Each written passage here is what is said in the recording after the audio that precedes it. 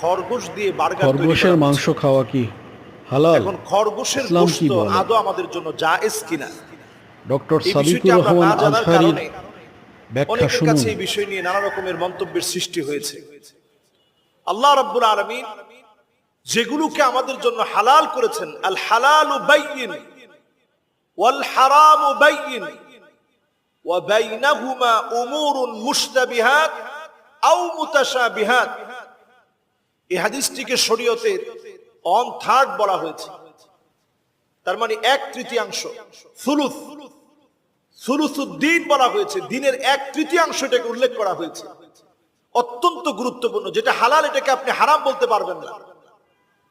হাদিসের ভিতরে স্পষ্ট, সহিহ বুখারীতেও হাদিসটা আসছে, সহিহ মুসলিমেও হাদিসটা আসছে, মারারনা ফাস্তানফাজনা